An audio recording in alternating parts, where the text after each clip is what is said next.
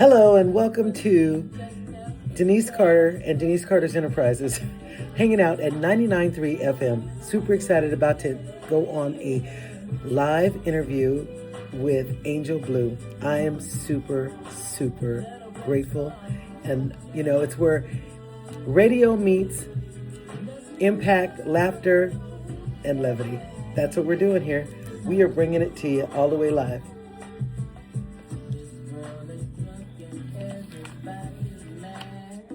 So you can't see me, but I can tell you, this woman is plastered on everywhere. This picture was like, I got it. I got it. I'm super stoked. So we're going to make this thing, we're going to do our best to bring you the interview that everyone wants to hear. So you know what I know. Just a beautiful woman and 42. You're looking like you're 21, lady. Okay. Hi, my name is Denise Carter, and you are hanging out at 99.3 FM, and I'm super excited. I have the interview of the century. I have the interview for Ventura County, and we are going to go, and we're going to be so excited. I'm so excited. I'm going to calm myself down and bring it back to reality. Ladies and gentlemen, Denise Carter is going to interview none other than the two-time Grammy winner, Miss Angel Blue. Ladies and gentlemen, are you excited as I am? Angel, are you there? Oh, hi, Denise. I'm here. I heard you. Hi, how are you? I'm fantastic. I am so glad to hear your laughter. I just know I'm looking at a picture of you. I've been looking at pictures of you all week on the cover of the Reporter magazine. I don't care where I go. I've gone to restaurants. There is a picture of you. I've gone to senior, assisted livings, and there's a picture of you. I said, oh my gosh, she is taking over Ventura County, and I love it. Thank you so much. I'm so excited to come to Ventura. I haven't been there a long time, so I'm really looking forward to it. I cannot wait. Well, I am so excited. Just a simple, shout out to my kids' grandparents. Mr. and Mrs. Wallace will be in town. They're flying in tomorrow. We're going to be coming to see you on Friday night, and we are going to be. She just said to me, "You mean to tell me I'm going to see Angel Blue, the world renowned Angel Blue?" I said, "Yes, ma'am." She said, "Well, how did that happen?" I said, "She happened to be in Ventura County, and the Ventura County Music Festival is going to grace. She is going to grace us with her presence, and we get to go." And I said, "Yes, ma'am." She said she was so excited she was going to call all the people at her church. She's from Akron, Ohio, and she couldn't wait to tell all the women in the church that she was going to have an opportunity to see you, to meet you, hopefully, and to actually be able to just share that moment. She is, I was super excited to share that with her. I'm so excited to meet. I would love to meet her. My mother and my family, actually, we are from Cleveland on my mom's side. Everybody's from around Cleveland and around the Akron area too. So you are kidding. Very exciting. Oh, yeah, my goodness. Exciting. So when people ask me where she's from, I said, well, she's from Akron. They're like, where's that? I said, LeBron James. That's what I always say, LeBron James. And then they know. And so, I'm just super excited, very honored. I'm now even more excited that I know you're from that area, because, it's a different area. I've never been there. My kids have gone to visit them, but I've never had the opportunity to go. They just tell me, well, when you come down here, we don't want you to have to clean out the house and we don't be around. And I was like, that's why they're coming to California, because she says, I don't know how many more times we can travel. I said, oh my God, get on a plane. Let's do it. So super excited. So I have to tell you, when the opportunity came up where I was going to be able to speak with you, I thought, okay, let's find out everything I can find out about you. First thing I want to say is your picture is stunning. And I want to know, when you took your shoes off and you had that magazine, where were you? Thank you. I was in a studio for sure. I was in a studio. It was really funny because my the photographer I was working with, his name is Dario. He asked me, he's like, when you read reviews, or because I don't actually read reviews, I know everybody says that, but I really don't. But he's like, what do you do, like, if you were to read one? And I was like, well, honestly, I probably would just take off my shoes and just, like, I don't know, not care. Take my shoes off and help the article, which was at the time it's called Opera News. They're no longer in publication, but that's probably the only thing I ever really did read was Opera News. But yeah, that was a fun. That was okay. Let me tell you, the shoes are on fleek. They blinging. I was like, oh, those are some amazing shoes. I'm a big woman, okay, not big, Yes. but I'm very, very tall. And what happens when I wear high heel shoes, so I don't wear them anymore, I usually tear the cap off the bottom of the shoe. And I was looking, first thing I looked at is the shoe. I said, look at her shoe. It's brand new. Yes, that's definitely. I don't wear those a lot. But I'm also big. I'm 5'11" and a half. Like, I'm just shy of 6 feet. I can't quite honestly say I'm 6 feet. So when I wear those shoes, I'm pushing like 6'3". Oh my gosh. So I don't wear them often. I love it. I love it. Well, first of all, I just want to thank you for your time, and I'm not going to keep you long, but I've got good, juicy questions. That's what I like. So I know you do. So one of the things that I really wanted to ask you, hopefully I don't botch up these amazing words that I've been really trying to practice, and hopefully I got them right. And these days, away from performing right here in the Ventura Music Festival on Friday, for our listeners in Oxnard, Camarillo, Thousand Oaks, what can they expect from that night at Ventura College? Oh, wow. What a beautiful question. So I'm a long-winded person when it comes to interviews. I've listened back to some of my interviews, and I'm like, wow, why didn't I just get right to the point? So I'm going to get right to the point. What can they expect? They can expect me to, first of all, I'm going to bring all of the joy that's in my heart with me to the stage. That's my purpose. That's my purpose in being there. That's what I hope to do. And I'm doing that for me, but I think that I do it for me so hard that other people can feel it, if that makes sense. I love to sing. I love performing. I've always enjoyed it. And I hope that what people what they can expect is that I'm definitely going to do my best for performing, for being on stage for myself, but also for them. I hope they enjoy it. I know they will. Thank you. It's a very special concert for me, because the first time I saw my dad perform with a full orchestra was in Thousand Oaks at the Conejo Symphony. Wow. And I was 10 years old, and my dad performed in the microphone that he was singing with. The first part was classical, and then the second section was more jazz and ballad, more American ballads and standards. And the microphone went out, and my dad was still able to balance well, singing operatically and then also non-operatically.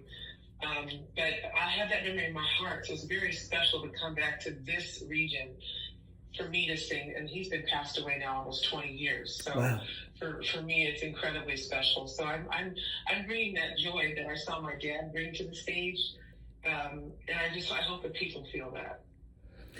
I know they will. I want you to know what really got me so inspired by you is I said, oh, let me go on YouTube and let me listen.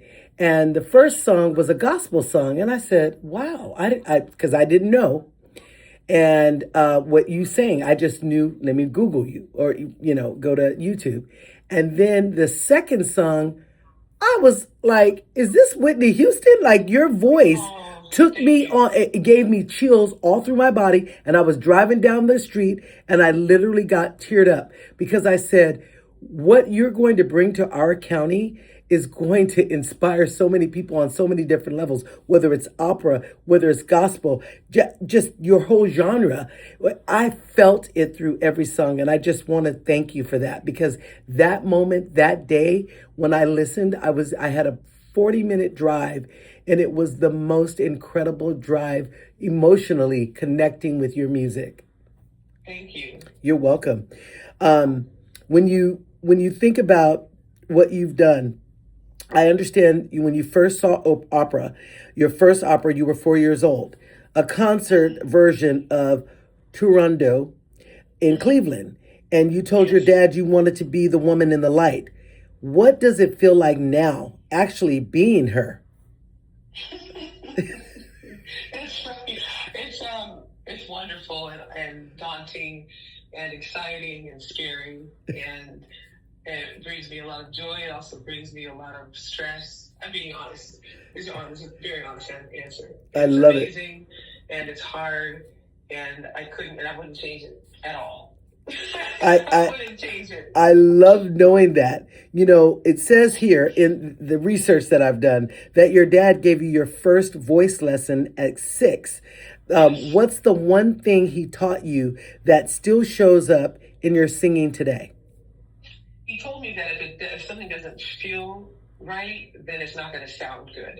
Mm, He said, if it doesn't, I started weightlifting about 2 years, 3 years ago, really, but consistently here within the last 2 years, I've been really weightlifting. And it's kind of the same thing with weightlifting, where, or just like even in life, how that's a good one. In life, like, we have like gut instincts where it's like, oh, that feels funny. Like that might not be what I should do. It's the same in singing. And as I've been lifting weights, the exact same thing where it's like, wait, if it doesn't feel good, if something feels awkward or funny or uncomfortable, then maybe it's a good thing not to do it. Vocally speaking, what my dad was talking about was if I'm straining to get to a note, or if I, like sometimes if I run out of air, my dad would be really funny when it came to breath support. He'd say, if you run out of air, just take a breath. We're not machines. Just take a breath. Just breathe. Just relax into the singing, into the song. I kind of take that phrase and I do apply it across my life because it's actually really good advice. I think, of course, being uncomfortable in certain ways, it does, what is it called, bring strength, of course, but in this specific thing that my dad was talking about, I've taken that with me throughout my life, and it's been very helpful for me to maintain my talent, being able to sing. Because if something doesn't feel good when I'm singing it, then it's not going to sound good. That means I need to go and work on it so that it can become comfortable. because you go up so high, do you ever get a headache? That's just my own thought process. That's hilarious. That's really funny. I never thought of it, but no, actually, I don't get a headache. I get nervous. But no, I don't. I don't get a headache. I always think that's really funny. I've never heard that ever. because That's really good. No, I because don't get a headache. because I've often tried to sing karaoke, and you're hitting a note that you're not supposed to hit, and you're like trying to strain, and you just took me there when you said breathe. If it's heavy, if it doesn't feel right, I should have just took a breath, because I think I gave myself a headache when I tried to sing a song that was not in the right key. Yeah, that's really funny. I think if you do get a headache while you're singing, that definitely sung with headaches, but the headaches didn't come from my singing, from something else.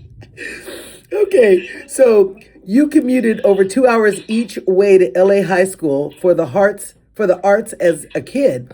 What kept you Yes. going? Oh gosh, I think first of all, probably just the desire, the passion that I had for singing. It was so much fun, and that's when I say joy. I just felt so much joy when I was younger, singing, and I still feel it today. But I think that's what kept me going. I mean, it was a big commitment, and I didn't realize it when I was doing it. Even to this day, sometimes I don't really understand the magnitude of what was happening at that time, and also what a giant commitment it was for my parents. Because it was 4:30 in the morning, I was waking up. By 5:15, we were out of the house.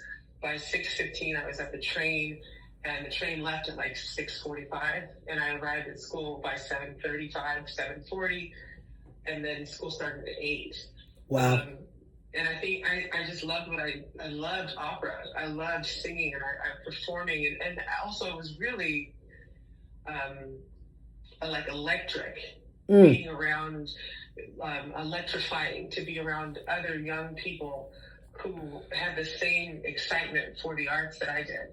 Because where I'm from, we definitely had art camps and everything, but one could only really go so far where I grew up in terms of studying classical music. So it was awesome to be around other kids who were so excited about the arts. And they also knew who like Maria Callas was, and Leontine Price, and, Joan Sutherland. They knew all of these names that I knew in terms of opera. And that was very special. I think those 3 years of my life in high school have forever really shaped me as an artist. And I didn't even know it was happening.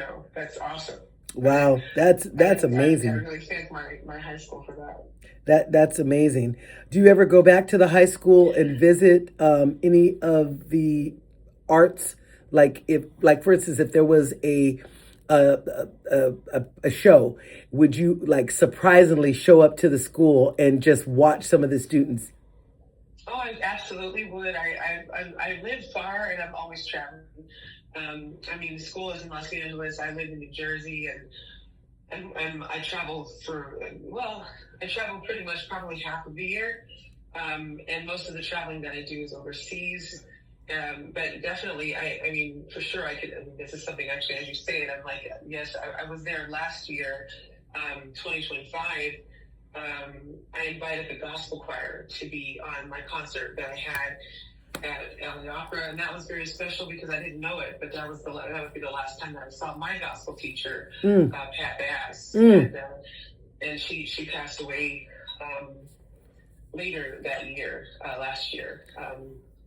That was very, very hard, very difficult, but it was wonderful to see her and to hear the students sing was very special, and they're just as excited about the arts as all of us were, and that's exciting because it's what is it called? It's motivating, it's inspiring to see that level of, I want to call it that level of, I keep saying the word excitement, but that level of creativity and joy and the desire to move ahead in the classical music and dance and theater and visual arts is very, very inspiring to see from a different generation.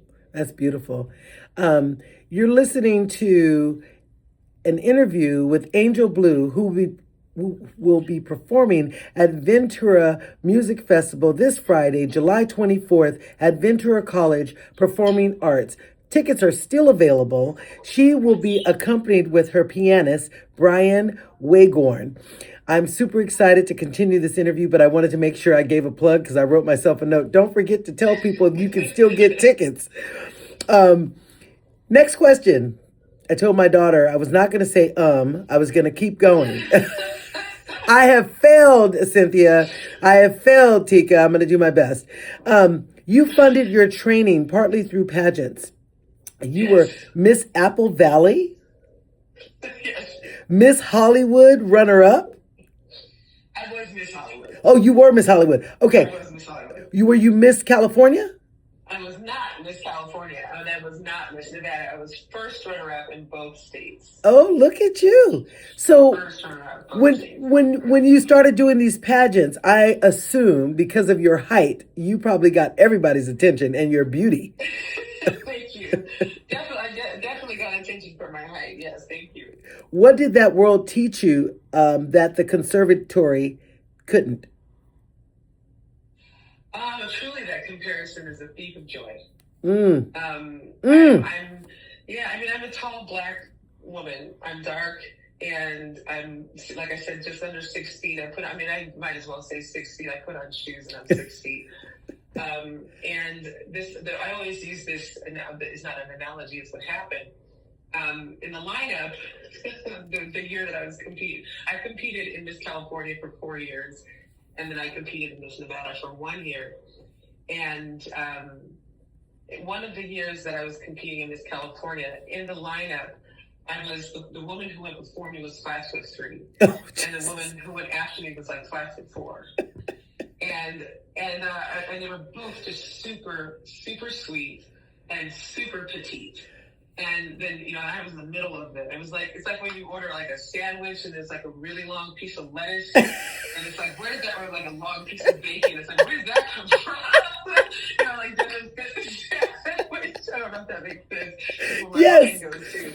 But the first woman walked out, and we were thick as thieves. I mean, we were just the best of friends. We still talk to this day. But the first woman went out, and this is our swimsuit competition. And I just remember looking at them and thinking, gosh, because they were so petite, they looked just like, I don't know, like they looked like the women on Baywatch. Just like they just totally, I don't know, I'm aging myself, I guess, by saying Baywatch, but they just did. And then I would come out, and I looked like, I felt like I just threw the whole thing off, like I threw, the illusion was gone, because when I came out here, I'm coming out, I'm tall, I felt like kind of more clumsy when I was walking, just because they were so small and I don't know, just looked so like a perfect little package. But I was comparing myself. And what I learned very quickly was don't do that. And I think I don't know who to credit for the quote, but I was speaking to someone and saying this to them during the pageant time. And they said, Angel, what if the judges were looking for you and you didn't show up? And I said, what? And they said, well, you need to be yourself because everybody else is already taken. And I don't know whose quote that was. Wow.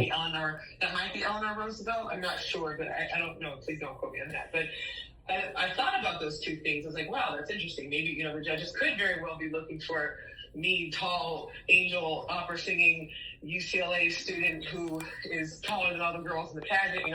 When we do the lineup, I was always one of the girls in the very back, and it just taught me very quickly, don't compare myself to other people.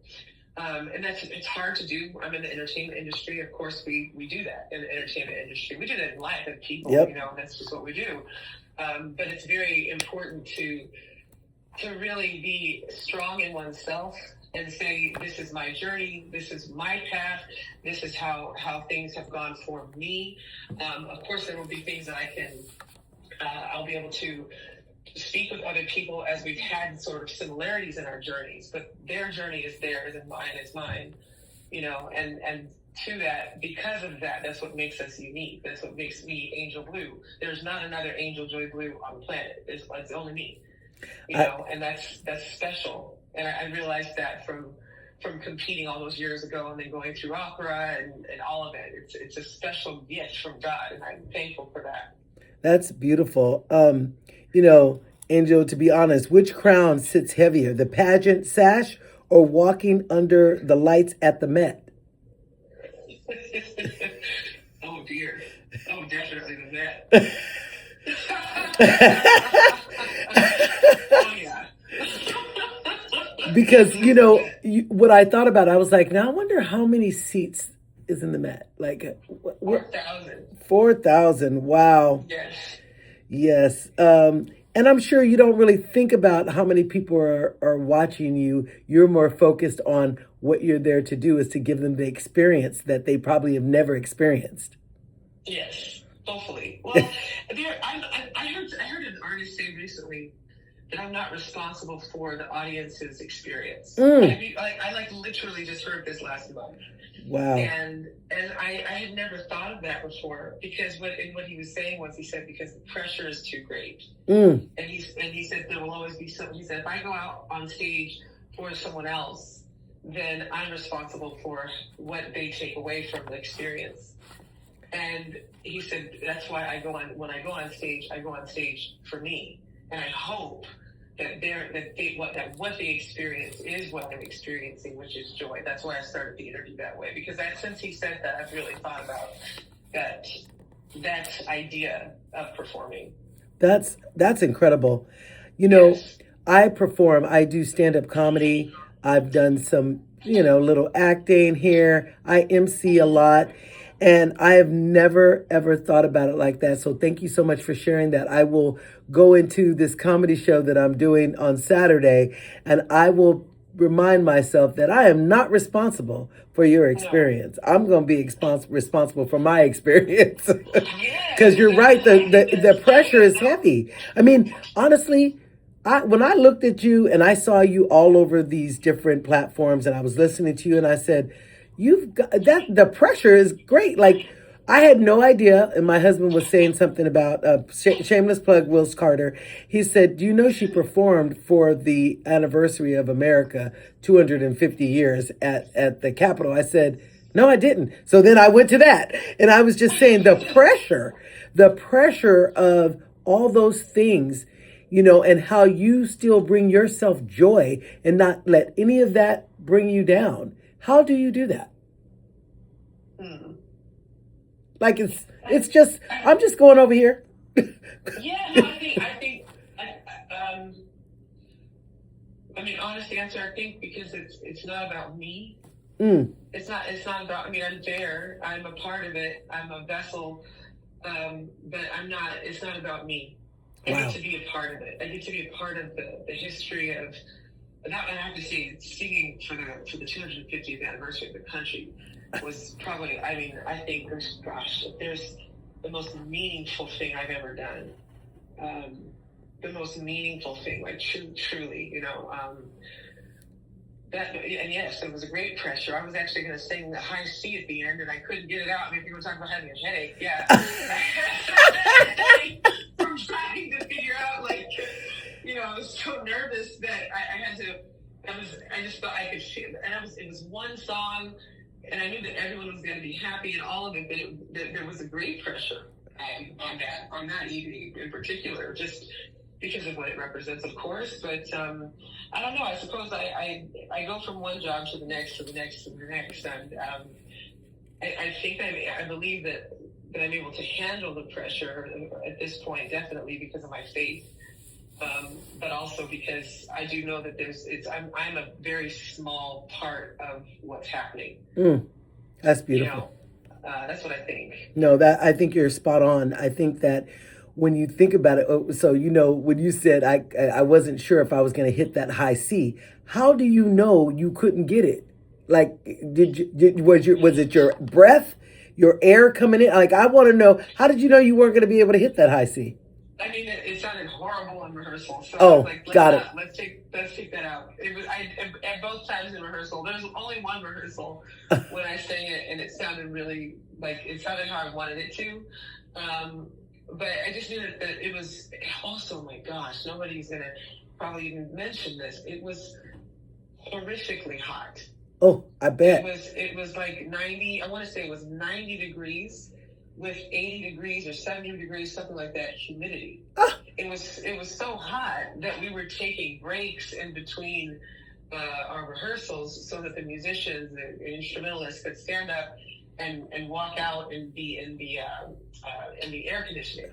Wow. I mean, as soon as I walked out on stage, I started sweating.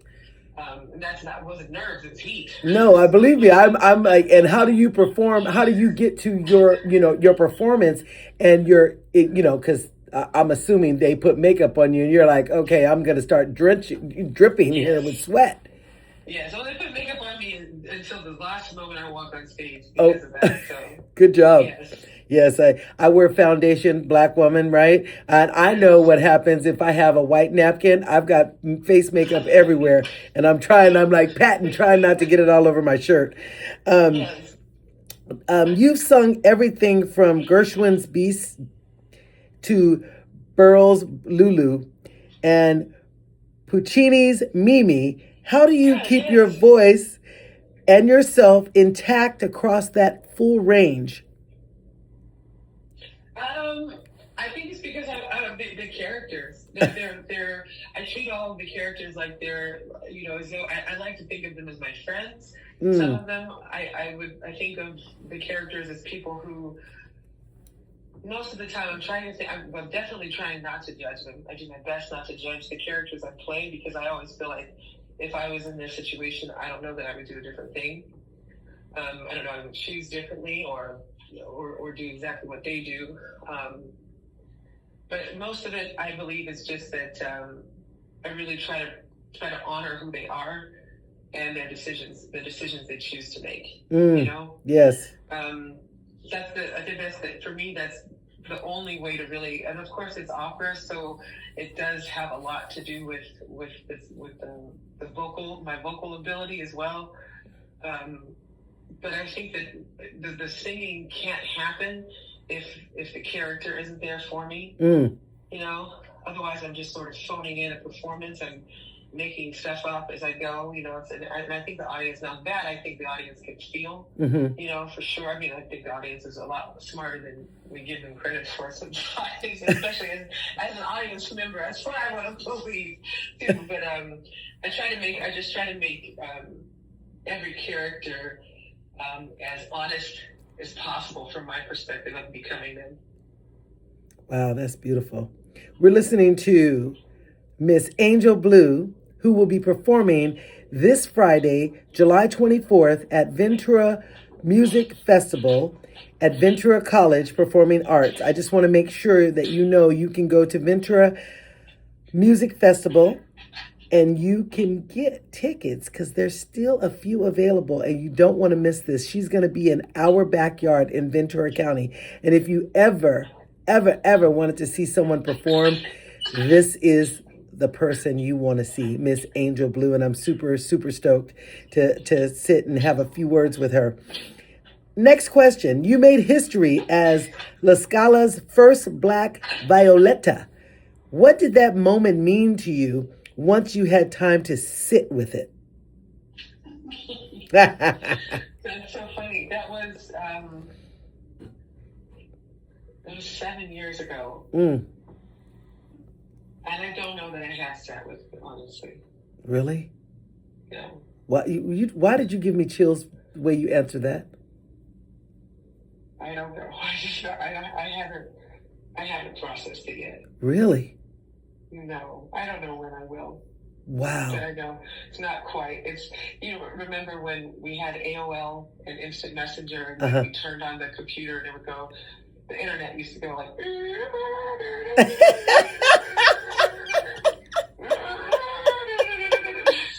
I'm right there. Like it's the button going across the screen, and it says loading. But it hasn't fully uploaded yet. It hasn't downloaded yet. Wow. I know it happened. I know it was an amazing experience. And I felt so much support from the people in Milan. I mean, just so much support. I don't think I've ever been in a place where I've sung before where I felt the audience wanting me to do a good job, rooting for me. So I haven't fully processed it yet. Well, okay. Well, I'm going to go on to the next question, and hopefully I don't botch this name. Placido Domingo reportedly compared you to Leontine Price. How do you carry the comparison like that without it becoming a weight so heavy? I don't really, I don't know. I don't know. I think because I have a great respect for Leontine Price. In my book, and I've met many others of us opera lovers, we know that there's only one Leontine Price. But to be compared to her or even put into the same sentence as her is a great honor, a beautiful, beautiful privilege to even be thought of as someone who could possibly be in her caliber of singing, and just as a person. But I suppose I don't think about it. Wow. So I don't feel that I have to. I don't feel that there's a weight to carry. I suppose the only way there would be is if I were to give up. Give up and just say, okay, I've had it. I can't do it anymore. There's always a way to. I don't even know if I'm answering the question correctly, but I just think that I don't. I remember Maestro Domingo when he first said that to me. He said I reminded him of his friend, and then I said, "Who's your friend?" And he said Leontine Price, and I was 26 years old I was 24 when he told me that, and I thought that was really funny that he said it, and I was honored that he said it, of course. But I suppose that if there's a weight that I feel, it's just to keep going, and that just means that there's more work to be done. Wow. I am super honored that I'm having this moment with you because I feel when you speak, I feel what you're saying, and that is your genuine, your personality, and just who you are as you come across probably every stage, and that's why people love you the way they do. I mean, it's amazing. I want to talk about courage and some values. So in 2022, you walked away from a booking in Verona over the venue's use of blackface in an earlier production. That's not an easy call to make professionally. What went through your mind?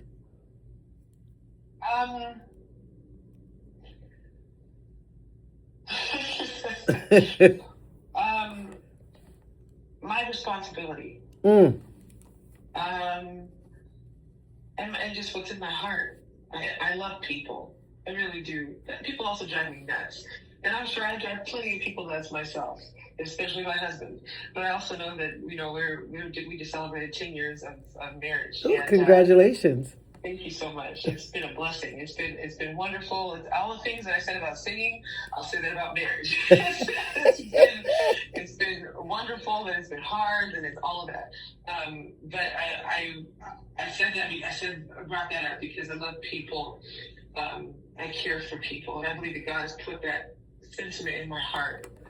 And I think my responsibility as a singer isn't to be political or to, tell people this, that, the other, in terms of like life or anything. I don't feel that way, but I do believe that as artists I'll speak for myself. As an artist, I have a responsibility to my own belief system, and there are just certain things that I feel. I don't even know if this is making sense, but no, it does, because I was just gonna say most Black artists who might face the same choice, do they risk their career or keep quiet? Do they speak up or do they keep quiet? And you have to be responsible. The word you use, responsibility, is huge. It's huge. Yes. I just felt a responsibility to I was convicted in my heart. I felt convicted in my heart. And that doesn't mean that anybody else has to have the same conviction. Mm-hmm. It was just what I felt. And I'm very thankful because the opera company understood my perspective. And this, we're talking like giant, big corporations, these opera companies. So it's very easy for them to be dismissive of what I said and how, and I hopefully I said it. My publicist at the time wrote it for me because I couldn't put my words together, but they were understanding of what I felt, of what I was thinking, my conviction. Right. And I appreciate the fact that they didn't dismiss it. Instead, they invited me to come and sing the next year. I mean, they've invited me every year. I've been invited every season to go. And the only reason I didn't go this year was because I wanted a break. Actually, I'm taking a break during the section of the summer. So, my heart, I love Verona. I love the people there. I love Italian culture. I mean, you can't love opera and not be in some kind of a way in your heart Italian. You just can't. It doesn't work like that. So I gotta ask the question: do you cook any Italian food? And what's your favorite? No, none. I know my husband does. My husband cooks. He's the cook. He's the one. You don't want me to cook it. You want me to be there for the dinner because we'll have a great conversation. We'll have fun. But you don't want me to cook it. If you want to eat it and you actually want to enjoy your food, you don't want me cooking. I'm not cooking at all. That is hilarious. But I understand. I've been married 26 years, and I am grateful that he will cook, he will bake, he will do laundry. All those things make a difference when you're a busy person living out your dreams, because that's really what it is. When you have a partner who supports you, I think it says so much about them, especially if you're traveling a lot, and the fact that you've traveled over 35 countries. Yes. It's huge. I've been I haven't been that lucky. I won a trip to Singapore on The Price is Right 20 years ago. Oh my gosh, that's awesome. That's awesome. My passport's still good. I keep telling myself we're going to go to Egypt. I think is the next trip we're going to take in April. So I'm super excited. My husband's wanted to go there for a long time, and I want him to know that you've inspired me to make sure I take a break because I am always, on the go doing multiple things. But I always try to remember that the relationship that gives me so much joy is the one that starts at home. So thank you. I'm not going to keep you long, but I've got to talk about your foundation. You and your mom built the Sylvia's Kids Foundation to help at-risk students graduate. What does that work give you that the stage doesn't?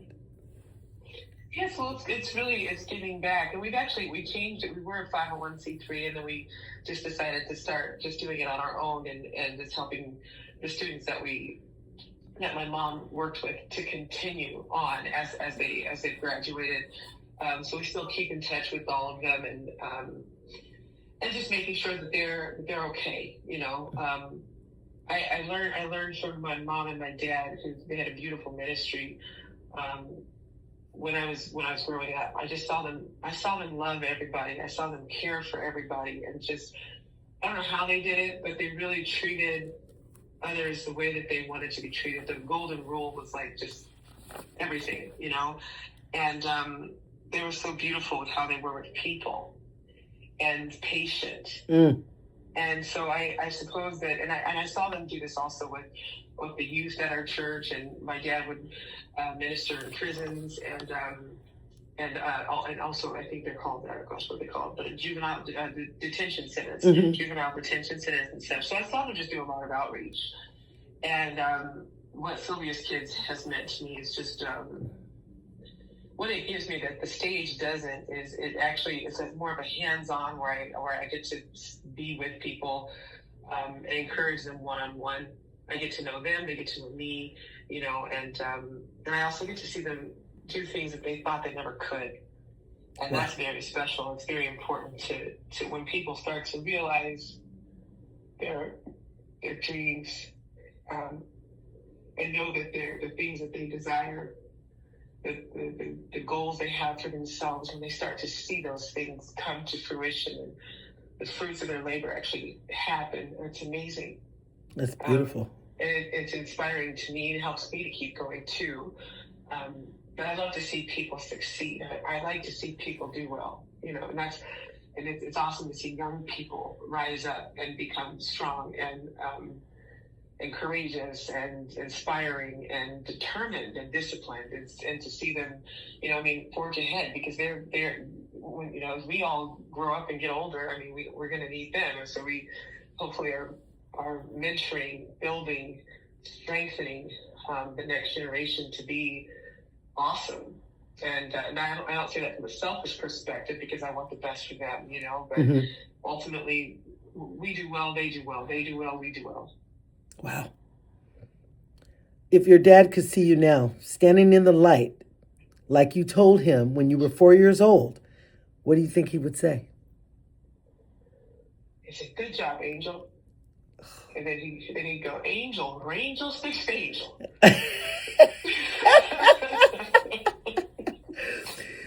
Winning a Grammy is one thing, but winning the Beverly Sills Award, named after a legend, must hit differently. What did that recognition mean for your career?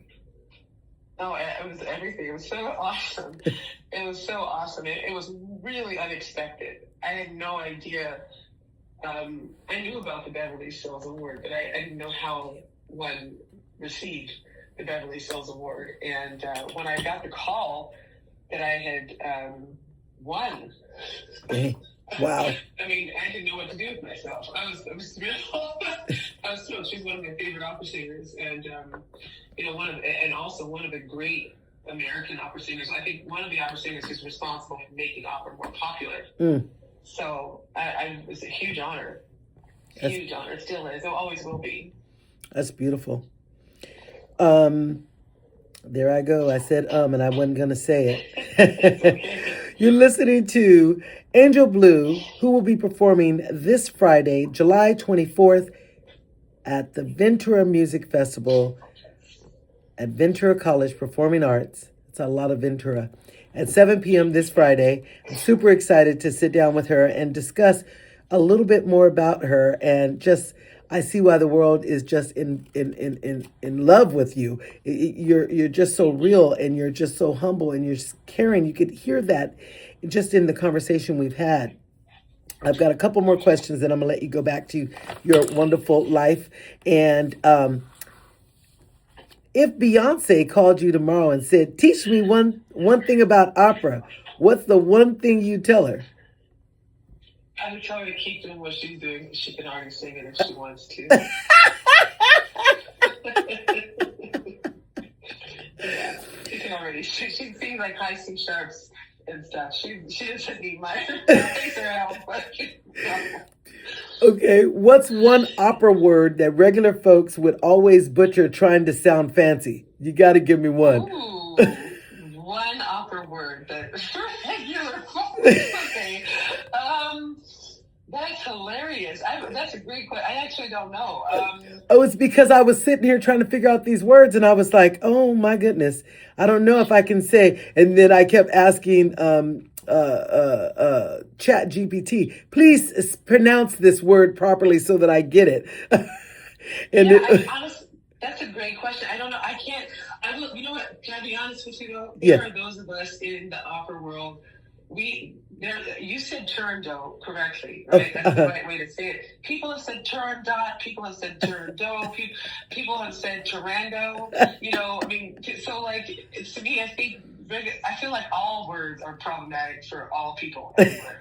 I've been to a lot of countries, and my name is like the most easy thing. I have 3 easy words as my name: Angel, Joy, and Blue. That's it. And people have called me April, Angela, Avril. I've had like leg. One time somebody called me Leg, and I was like, that literally is my name backwards. They must have been dyslexic. Yeah. I hope not. But they definitely were. Was it Legna that they called? They called me something, and I was like, is that my name? It was really interesting.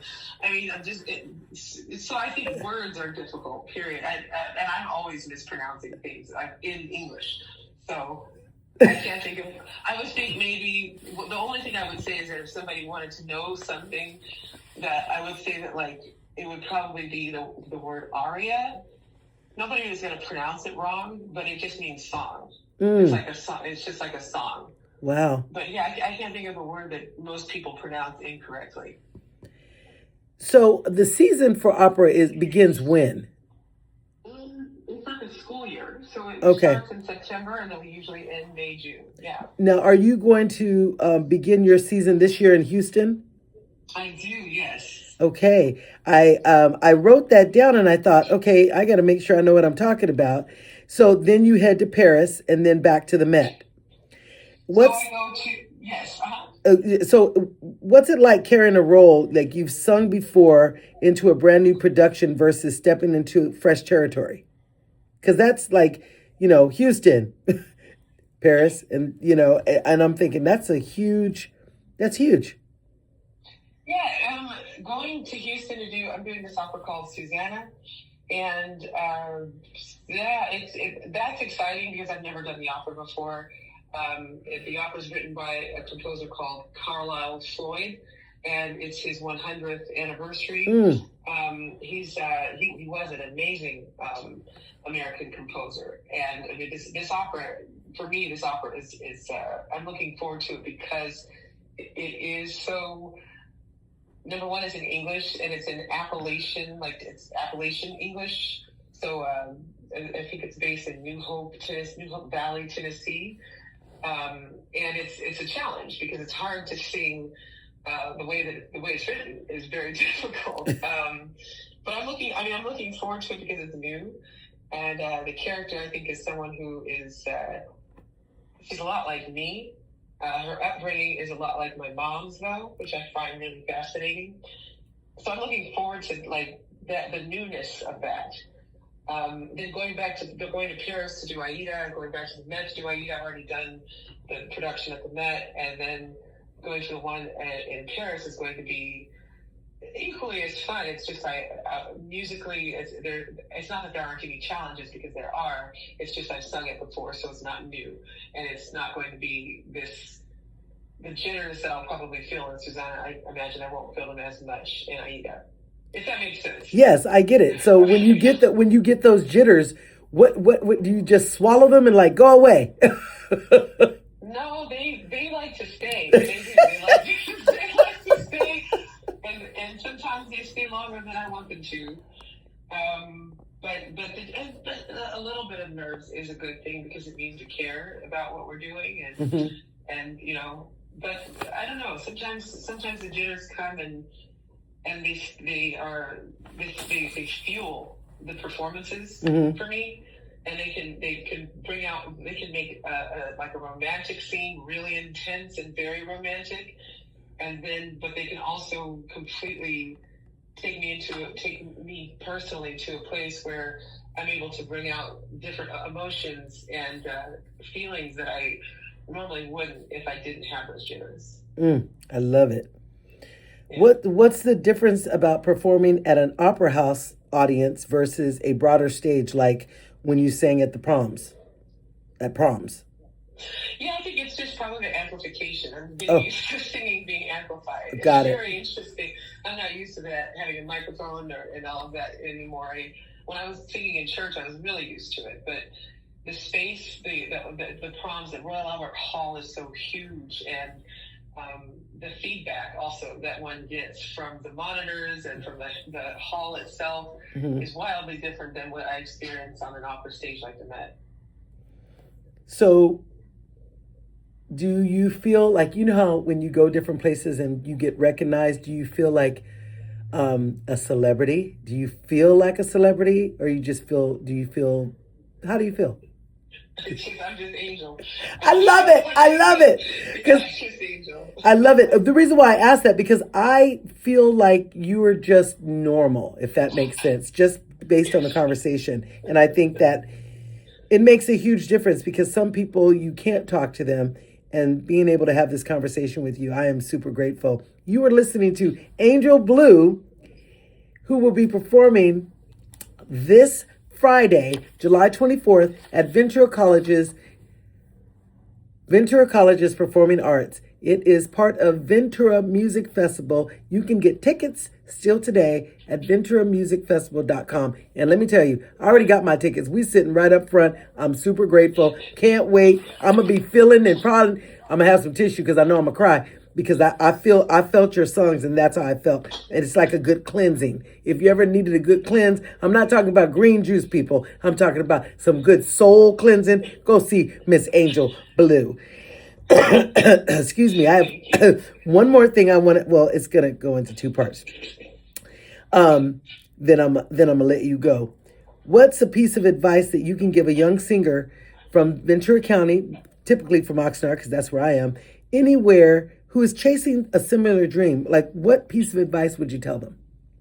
Oh, I would tell them to enjoy their journey, and I would tell them to give themselves credit as they go. Take time to say, hey, wow, I remember when it was really hard for me to sing this song last year.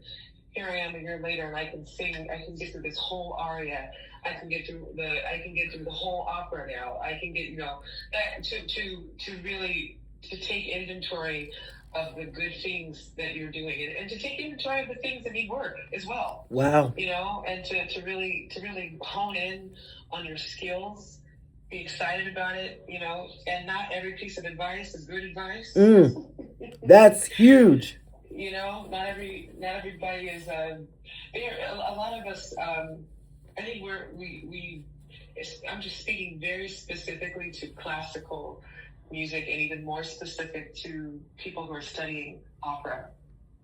If somebody says, I want to be an opera singer, you know more than you give yourself credit for, because you're in your body. You are the one who is producing the sound. I'm speaking to myself. You're the one who is producing the sound. You are the one who is feeling how it feels in your body. Give yourself credit for the work that you do. Work on the things that you need to, and just keep moving forward. Oh, that is beautiful advice. People often talk about your warmth as much as they do your voice. How do you hold on to that as your career gets bigger? I honestly don't know. I appreciate the compliment. Thank you. I don't know. I think I'm just working and doing my job. I'm not even, I don't know if my career is big. I don't know if my career is small. I just know that I have a responsibility to keep going. And then when it's time to stop, I'll stop. Well, I love the fact that you said, I'm going to take a break. And because some of us keep going and we don't give ourselves the break or the grace that we need. And I feel that in this conversation that you know exactly what you're doing and what you need to do to keep going. And that's what makes and inspires so many other artists. I'm an artist, at heart, and there's so much more for me to do, but just the inspiration, the words that you have shared is going to be an inspiration for me and others listening to this amazing interview. What's next for Angel Blue that we haven't talked about yet? Is there like, I don't know, and I don't know that you have this, is there like an Angel Blue animation? I think that would be amazing. That would be funny. Like, the first thing that came to my head was that I can't think of the comedian. His name is Bill Bellamy. Do you remember? Yes, I love Bill Bellamy. Kind of mosquito. Maybe that wasn't an animation though. Or the one with Chris Rock. I can't think of it, but that would be hilarious. And then I started thinking of Bebe's Kid. So I've met Robin Harris multiple times, and a lot of people don't know who that is. But yes, Bebe's Kids, and you see they turned that into a cartoon. I'm thinking, Angel Blue, you can do it. For people who might want, like, I think that's great because a lot of the kids aren't exposed to opera. And that's okay. So you put your people on that, and they should start coming up with that. I think that would be a great opportunity. And with technology today, it won't be that difficult to do. No, that's true. That's true. Yes. So I think there should be an Angel Blue Barbie doll. There should be an Angel Blue stuffy. My grandson is 6, and he's all the stuffies. He's got all the stuffies. And there should be all of those things you should have because you are well renowned and people love you and they speak highly of you. And if you don't know, y'all better ask somebody because this woman has won not just one Grammy, but she won 2 Grammys. She has performed in the world's most prestigious opera houses, including the Metropolitan Opera, Vienna State Opera, Tirolo, Ella Scala's Royal Opera. She's done it all. Paris Opera. I didn't want to mess up my words because, I was like, I was worried about it. But you know what? As you say, just keep going forward and don't worry about it. Just keep going forward. You are listening to Denise Carter with Denise Carter's Enterprises. I do it all. One call does it all. I am an MC. I am a comedian. I also work in healthcare, in home health and hospice. Particularly, I work for Mission Healthcare. And I'm here at 99.3 FM. I am truly honored to spend some time with you. Truly honored that 99.3 gave us a platform to provide this interview, and I'm going to share it with everybody on my platform. It can be heard on rhythmofthecoast.com, but don't worry, I'm going to post all of it. And Angel, is there anything else that you'd like to say before I let you go? And just thank you for your time. I'm so honored. Thank you. I'm really honored. I'm looking forward to singing at the Ventura Music Festival. And I'm just looking forward to having a really great time. I thank the festival so much for inviting me. So I'm looking forward to seeing everyone on Friday night. Okay, so if someone wanted to know what your favorite flowers were, what would that be? Ooh, flowers? Definitely, probably a sunflower. Sunflowers. Okay, that's very good to know because who knows, somebody listening to this may just show up with a bouquet of sunflowers to brighten up your day. And I appreciate your time. Is there, where can we find out more about Angel? I believe the website is, and I'll let you say it. Yes, my website is angeljoyblue.com, or you can find me on Instagram with the same handle at angeljoyblue, and on Facebook I'm Angel Blue. And I want you to know, I started writing a little hashtag every time you said joy. And I said, you brought me so much joy. I think you said it. And I wrote a little hashtag, and I don't know where my note is because I wrote it down. I said, oh my God, I love that you said joy. And joy is your middle name. And I want to say that you probably said it multiple times. I think probably 7 or 8 times, but I was keeping count because I wanted you to know you brought joy to my life today. And thank you. Thank you so much, Denise. I appreciate you. I'll see you Friday. I can't wait.